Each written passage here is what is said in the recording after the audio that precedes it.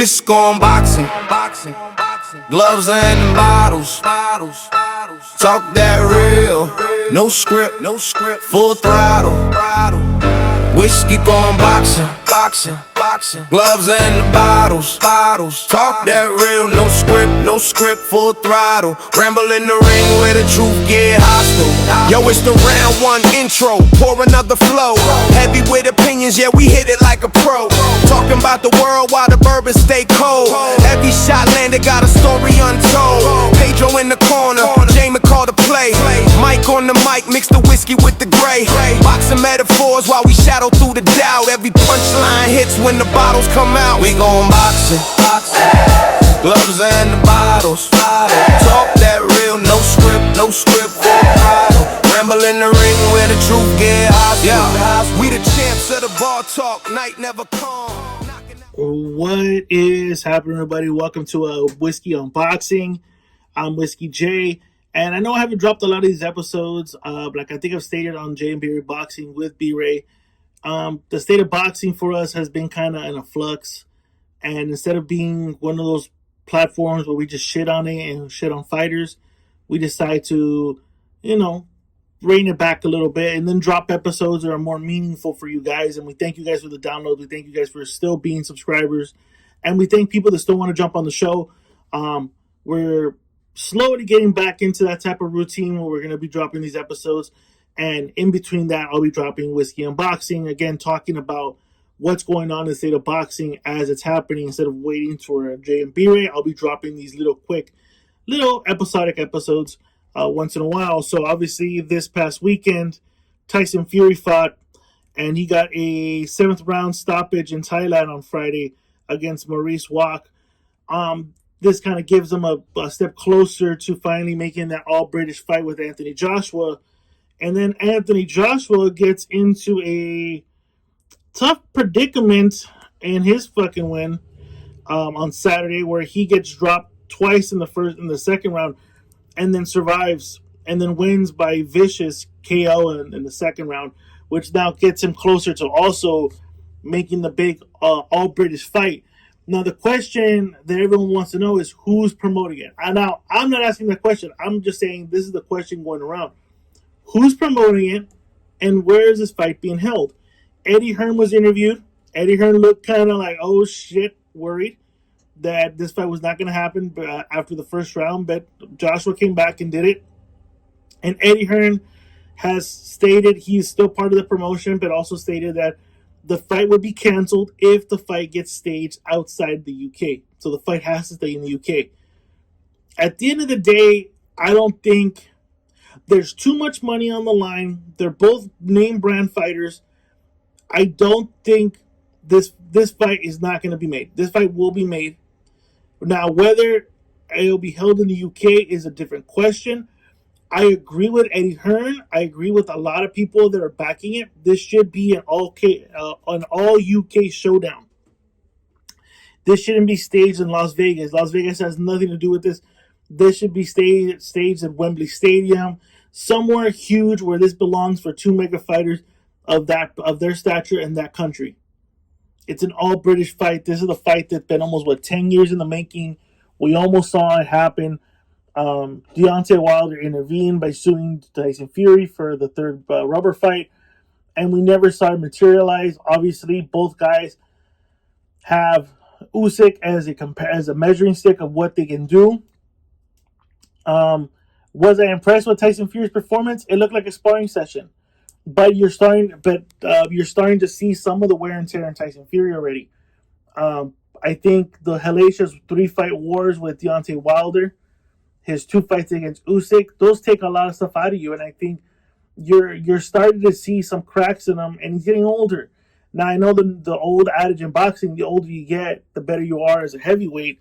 It rings true, but when you've taken punishment like Tyson Fury has taken, especially against a fucking hitter like Deontay Wilder in 3 fights, regardless of what the outcomes were. Obviously, Tyson Fury won those fights, but you still took some leather. You took some hellacious shots that would have knocked out any other heavyweight, or would have basically beaten any other heavyweight. You took them and you won. And then you go on a 2-fight, back-to-back fight against Usyk, in which you get cracked hard. The human body can only take so much punishment. The human body is not intended to take punishment like that. Sorry, it's not intended to take punishment like that. And so for Tyson Fury, I'm starting to see that. I saw that the spot, basic. No disrespect to Walk, but Walk was a glorified sparring session. But he also got his licks in there. I never felt Fury was in trouble, but he got his licks in there. And I think Fury maybe 5 years ago would have dispatched this guy quicker. Maybe that guy wouldn't have laid a glove on him. But the guy laid some gloves on Fury, and yeah, I get it. Fury wanted to get some ring rust off. I think he wanted to get more sharper. I think he knows he's in for a fight with Anthony Joshua. But after Saturday night's performance from Joshua, Tyson Fury maybe is walking around with a little bit of pep on his step, a little bit more confident for his showdown with Anthony Joshua. Was I impressed with Anthony Joshua's performance? AJ's hit or miss, man. AJ's hit or miss because you look, how can I say? He's hit or miss because you walk out with more questions than answers out of an Anthony Joshua fight. Obviously, the two Usyk fights, you kind of walk away with, is he okay mentally? Like, a guy. This is the guy that I think is touted as one of the best British heavyweights of all time, and he takes 2 back-to-back losses to a cruiserweight, and he was competitive, but Usyk was just a better man in 2 fights. And you could tell it just eats him away to know, like, I put the work in, I did everything I did everything right, and I still couldn't get it done. And you saw the outburst he had in that fight. You even saw how he reacted when he lost to a guy like Andy Ruiz. So, you see what's going on, and then you see the Dubois loss and how he took that loss, and then he bounces back in a mega way by knocking out Jake Paul, becomes basically a household name here in the States. He's on top of the mountain. Then he suffers that car crash and comes back. Looks, and to be honest, didn't look like he had his feet under him. He looked dry. Take what you will, but like I said, you walk away with more questions. Obviously, is the punch resistance comes into question. Can he take the punches? We've known he's shaky, but the one thing that I think a lot of people can say, he has heart. If he can still get up, and if he can still muster the strength to throw a couple good heavy shots, he'll do it. And I think you saw that on Saturday night. He took the shots, he dusted himself off, got his faculties, and came back and got his own knockout in the second round. But again, like I said, it's a typical Joshua fight. You leave with more questions and answers. And the question is he ready for a guy like Tyson Fury? And shout out to Carnitas King. We were talking about this on Saturday, and I said, you know what? I kind of love where we are. We are in the state of boxing because we're getting evenly matched fights nowadays. They're no longer one-sided. And I know people are saying, what are you talking about? A couple weeks ago, we saw Boots versus Zayas. On paper, you got 2 rising stars. One guy's a little bit more seasoned than the other, but overall, I felt it was evenly matched. It could have gone either way. On paper, obviously, we saw what we saw, but to me, it was evenly matched. Those are matches where, like, oh shit. Those are matches that what I'm saying is that you would have not seen a long time ago. 5-7 years ago, you wouldn't have seen a Boots versus Ice. You would have had to wait it because we quote unquote marinate things. So you're seeing fights that are being put together at a stage where maybe we should wait, because technically, in boxing we wait for shit to get better, but because we now are in a digital platform and a streaming service platform now, you got to put these fights on. If they're intriguing, if they're eye catching, let's put them on. And so you're seeing that. You saw that a couple weeks ago with Zayas versus Boots. You're seeing that with guys like we're about to watch in a couple weeks, Lamont Roach versus Pitbull, Lamont Roach versus William Cepeda. You're seeing these fights being made in which Neither guy has that advantage. There's no A side, there's no B side. It's like styles make fights. Let's put it on and let's see let's see how it goes. It's a flip of the coin. That's what I mean. So in this fight with Joshua Fury moving ahead, it is a catch 'em fight because you can either go Tyson Fury boxes his ass off and then lands the perfect shot against a shaky with a shaky low punch resistant Anthony Joshua and gets the knockout and finishes him, or does Joshua drag Tyson Fury to hell and put him in a very knockout drag out fight, and how does Fury react to it? I have made it known that I don't think Fury can dig deep anymore. I don't think when it comes down to those nitty gritty fights, Fury has what it has anymore to actually dig deep and pull that fucking fighter out of him. I think the fight has been beaten out of him by those two fights with those trilogy fights with Usyk and Deontay Wilder. So to me, it's a toss-up fight. Where does it go? Does Fury go in there, flick the jab, move around, try to set up for the perfect shot against a guy who has a low punch resistance? Or does Anthony Joshua then drag this fight, land his heavy shots, beat up Tyson Fury, and get Fury in a situation where he does not like to be in? Because, like I said, Fury no longer likes to dig deep anymore. And both guys are on the decline. So neither guy can rely on their attributes. So this fight is more about guts, and brains than their physical abilities. Tyson Fury is way past his physical abilities of what he used to do 5 years ago. Anthony Joshua is way past his physical abilities as of 5 years ago. So it's an evenly matched.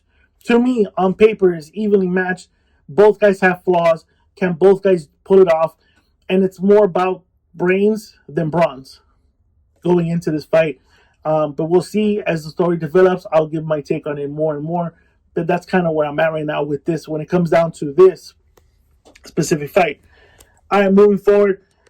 This past weekend, we saw the return of the big fish. Errol Spence Jr. returns after a 3-year hiatus. The last time we saw him, he was getting beat up from pillar to post by Terrence Bud Crawford. And he was going against Tim Tszyu, who was coming off a 2-fight win streak in Australia. But the last time the American fan base saw him, he was getting ragdolled by the Towering Inferno. So, like I said on JMB Boxing, I feel that Errol Spence is walking in there because he wants something to prove. There's something in the basement. He wants to let it out. And I think it's also a barometer to see, does he still have it? I put a bet on Errol Spence to win. I put like $200 on Errol Spence to win this fight. Betting odds were kind of like mixed, so that was gonna be a good payout for me. Literally, I think the day of the weigh-in, I pulled my money out, canceled my order, paid the penalties. What I took from that weigh-in, what I took away from the warm-ups, what I took away from that fight was something I felt when I would watch The Art of War with Andre Ward, is that Spence had 1 foot in, 1 foot out. And I kind of mentioned it with B-Ray in that episode that, he was kind of talking like, well, I don't know where my fight, I don't know how I'm going to be, if I want to continue fighting, I'll wait until after I'm done to make my assessment if I want to continue boxing. I feel when you already have the mentality and you're already walking into a 8 to 10 week training camp with the mentality of like, I'm going to see how my body reacts. If I don't like the way I do this, I'm not gonna do it. Fuck it. He went into the same mentality he went in with the Terrence Crawford fight.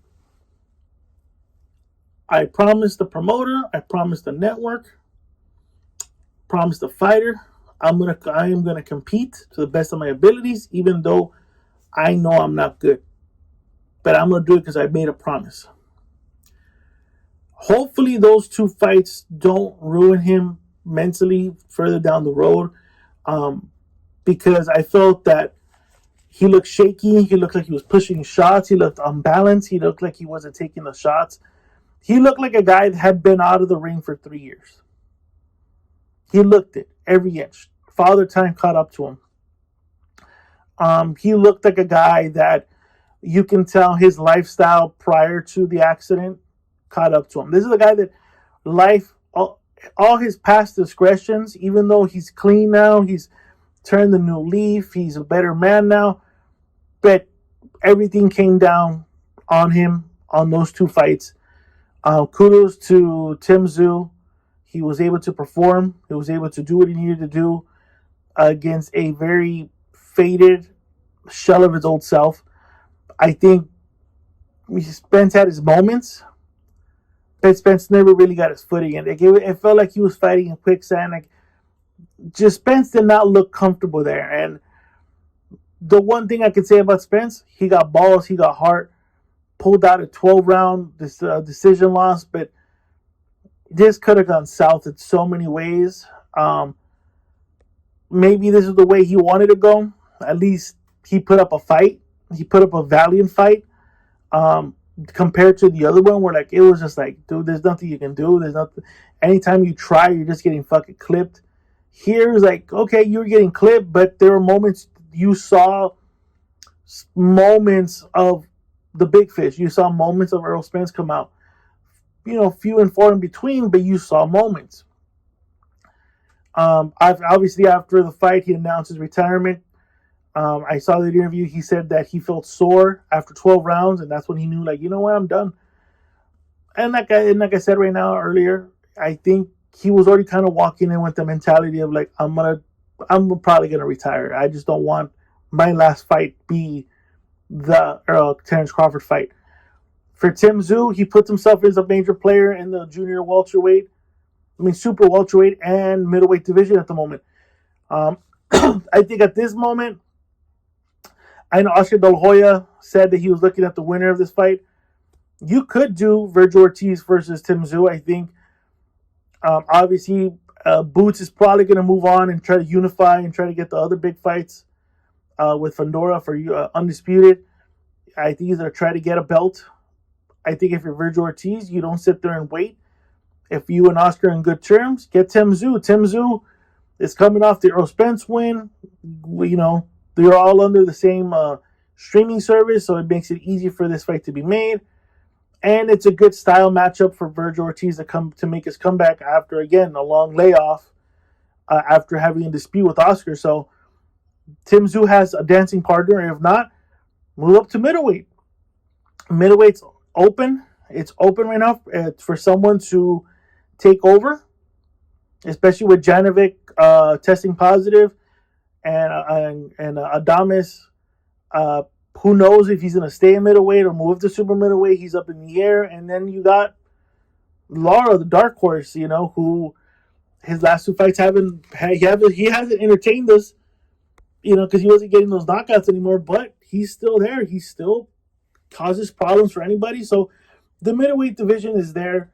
So it's Tim Tszyu has a choice: stay at super welterweight and try to get in a good cash grab with Vergil Ortiz, or move up to middleweight and grab one of the belts that are probably going to be vacated pretty soon and become middleweight champion, and then wait for these other guys like Xander Zayas, like Boots, like Fundora to move up, and you have more stake in you have more power, more bargaining chips to actually negotiate yourself into a bigger fight. So we'll see what happens there.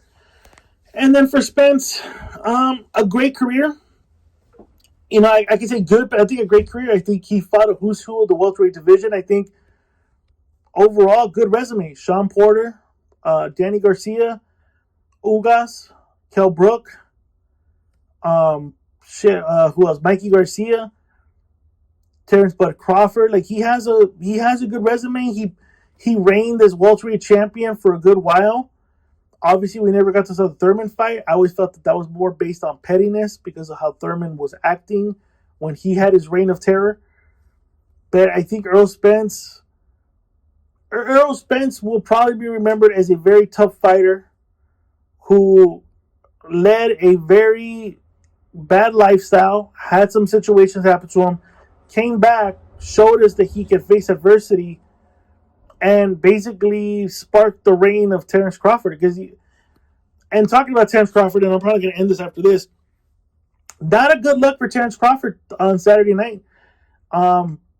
This was a guy that everyone was hanging their hats on, and like I said, basically sparked the Terrence Crawford era after Terrence Crawford beat the crap out of Errol Spence.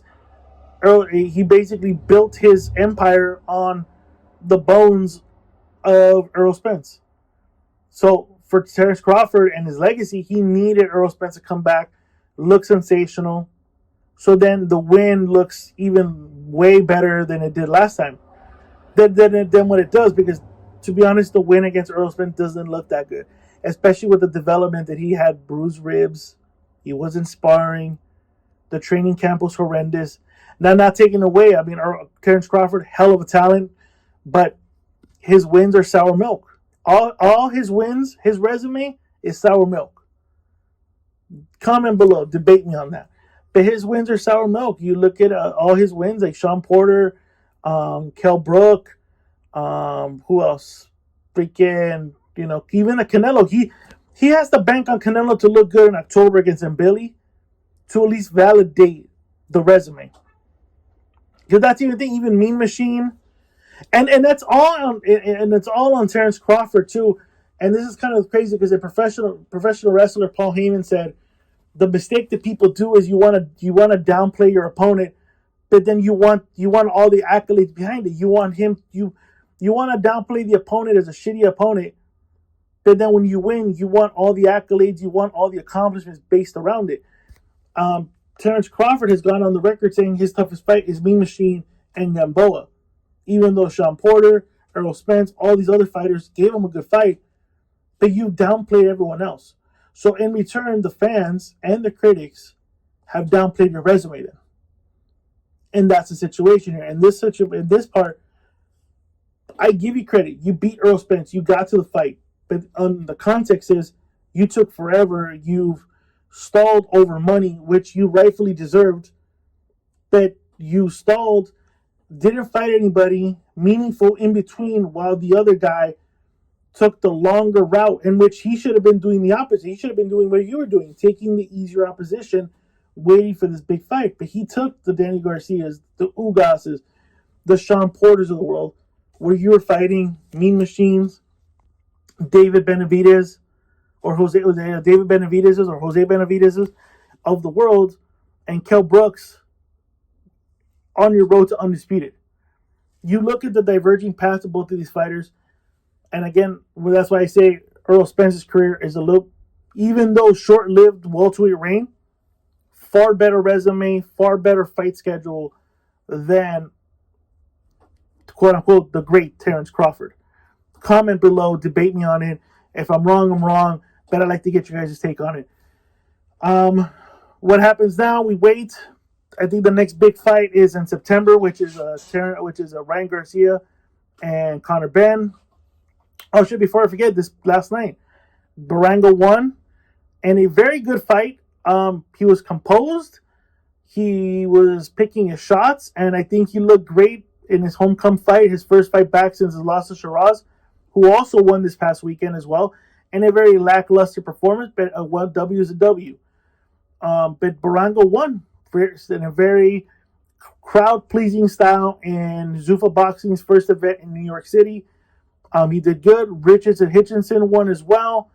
Both guys making their debut with ZUFFA Boxing. ZUFFA Boxing, to be honest, I saw the event.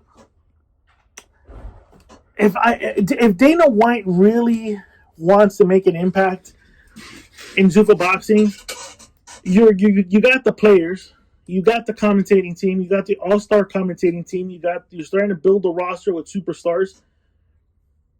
The production itself, you're trying to mimic the same production you do for UFC fight nights with ZUFFA Boxing. You have to do more.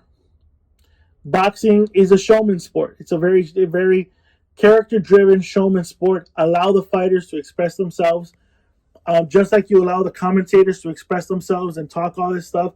Allow the fighters to express themselves through the trunks. I love the story-driven. I like how they're building the fighters' story. I love the build-up. But I think when it comes down to the presentation of the event, It didn't appeal to me. I don't see a casual going, oh, I gotta watch UFC. I gotta watch Zuffa Boxing Fight Nights. They're the best. I don't see it. I see Pro Box TV has better presentation quality when it comes down to their product, when it comes down to promoting fights on their channel. Bare Knuckle Boxing does a real good job of presenting the fight on TV for viewers to want to be compelled to want to watch another event. Same thing for the Zone when it comes down to matchroom events. My bad, I'm outside. Hold on, my bad. For matchroom events, Golden Boy events, and so on and so forth. Even the fight on the UK. As much as I didn't care for the undercard, but they kept it compelling. They kept it to the point where people were intrigued to continue to keep watching. Zuffa Boxing is doing that with the highlight reels of all these youngsters getting the knockout wins, the combinations. The presentation is good when you do it in a short-term social media burst. But when it comes down to a whole presentation, you want people to sit down for 3 hours, you have to present it better. So I think Dana White said he was going to have a long talk with his production team about this, and he has some ideas. You're already 9 events in. These are talks you should have had 6 events back. You're barely having it now. I think if you're going to have superstar fighters, if you're going to have fighters like Baranga, Hitchinson, Shakur Stevenson, Opataya, whoever you're signing next, you better have presentation. I know he was talking about that he would love to promote a Tank Davis fight. I can see them getting Tank. You got to present it right, though. One thing is having the marquee fighter. The other thing is presenting the marquee fighter as the marquee fight. But Zuffa Boxing, a.k.a. Dana White, TKO, don't want to build superstars. They want to build a brand. And it's kind of hard when boxing for 100+ years has been a star-driven sport. Joe Louis, Muhammad Ali, Mike Tyson, Sugar Ray Leonard, Oscar De La Hoya, Manny Pacquiao, Floyd Mayweather, Canelo Alvarez, Tank Davis. All superstar-driven fighters. Compared to you selling a brand.